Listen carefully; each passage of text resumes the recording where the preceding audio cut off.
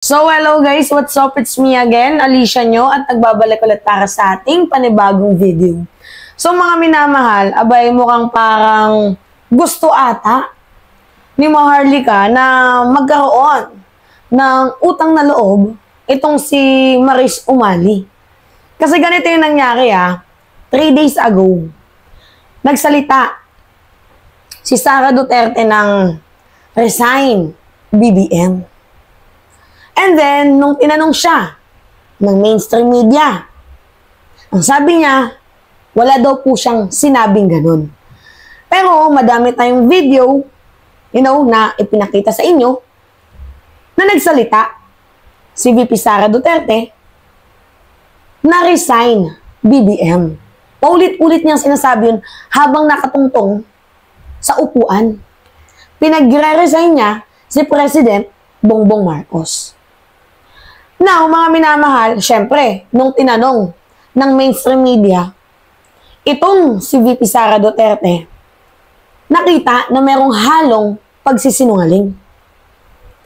Ang nangyari mga minamahal, syempre, nandoon yung puon ni VP Sara.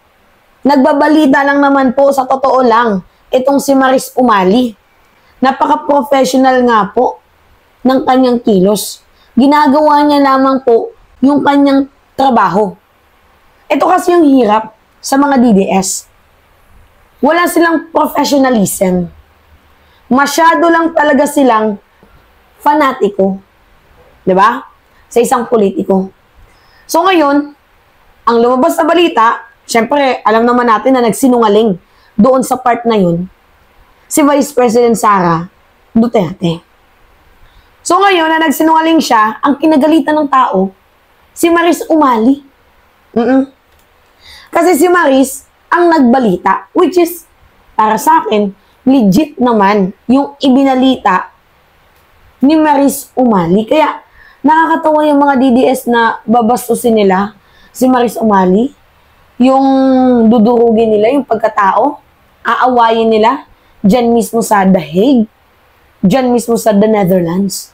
Parang, gaya-gaya kayo sa amo ninyo, nabastos din.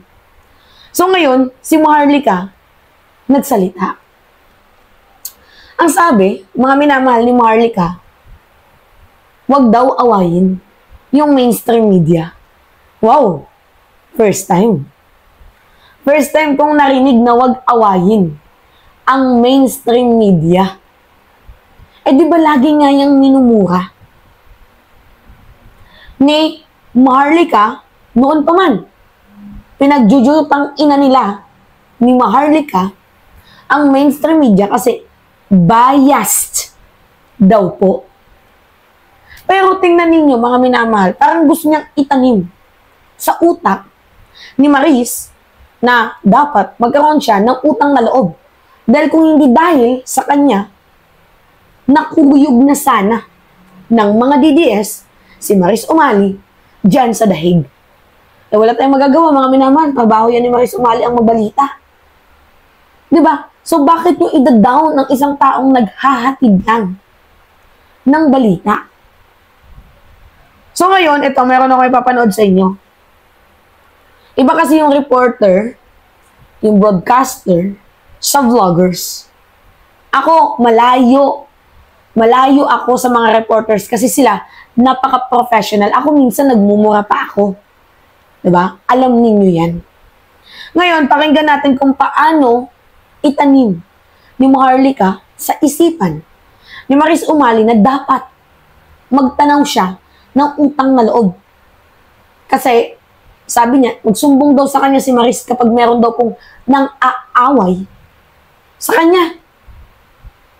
So, ibig sabihin nun, kung hindi dahil, kay Maharlika, nakuyog na ng mga DDS, itong si Maris Umali. Ngayon, pakita ko sa inyo yung video, mga minamahal. Maris Umali, huwag na kayo mga away. Isang lahi tayo. Alam mo kung mapusok tayo. God is just doing her job. Huwag ka mag-alala kung meron siyang mali. ako ng buboljak. Pero ngayon BFF kami. Please lang, happy-happy tayo. Kasi, hindi, medyo nalulungkot ako. Kasi nakikita kami. Please lang, happy-happy tayo. Kasi, hindi, medyo nalulungkot ako. Kasi nakikita kanina, sabi ko na sa friend ko, she seems so nice person. Pero nababa siya. You know, huwag na natin iba si Madam. Okay? Pilipina yan. Pilipina ako. Ang alindog natin dapat sama-sama. Oo. Sige ba na? Basta pagmayamaway sa inyo, sumbong sa akin ako buboljak. Thank you. No, I mean, actually, I really understand your job. Alam ko how hard it is. And we all know the situation. Look at PRRD, di ba? Kung kaya kay PRRD, and you know what I mean. Alright? Kaya simula ngayon, pag inaway kayo, sumbong mo sa akin. Thank you. Thank you very much.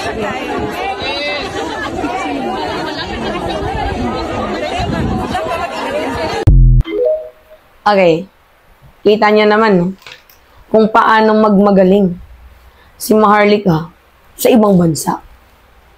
Diba? Sumbong niya lang daw sa kanya kapag may mga away kay Maris Umali. Hindi ba nila nabigets na ang ginagawa ni Maris Umali ay trabaho lang? Sobrang hirap ng trabaho ni Ma'am Maris. Iiwan niya yung kanyang pamilya pupunta dyan sa The Hague, sa the Netherlands, para makakuha ng balita. And act of professionalism yung ginawa ni Ma'am Maris Umali. Ang problema dyan, yung mindset ng mga DDS. Paanong klaseng mindset? Na kapag hindi pabor sa kanila, binabash nila. Pag hindi pabor sa kanila, ang daming sinasabi. Pag hindi pabor sa kanila, kinukuyog nila. Wala silang ganun. Yung Professionalism Act, wala silang ganun. Kahit sino kaya nilang bastusin. Ganun kakupal, ganun kasaraw, ganun kasasama ang ugali ng mga DDS. Tapos gusto niya pang itanim sa isipan ni Maris Umali, mga minamahal, na magkaroon ng utang na loob. Kasi kung hindi dahil sa kanya, nabash na siya. Tingnan ninyo. Gusto nyo pa atang umapid si Maris Umali sa ginagawa ninyo. Sa ginagawa ninyo, fake news. Eh, hindi naman fake news si Ma'am Maris. Hindi naman siya fake news. Nagtatrabaho lamang siya. Ginagawa niya lang yung kanyang job. At kilos professional pa din kahit saang anggulo. Hinuhusgahan, kinukuyog ninyo, hindi niya pinansin yun. Kasi ang gusto niya, professionalism lamang. Diba? Alright, mga minamahal. Yun po. So, anyway, kayo, ano yung masasabi nyo dito? Natawa lang ako dun sa part na sinabi ni Maharlika na huwag natin i-bash ang mainstream. Eh, siya yung number 1 basher, di ba? Alam ninyo yan. Siya yung number 1 basher. At wala pang professionalism.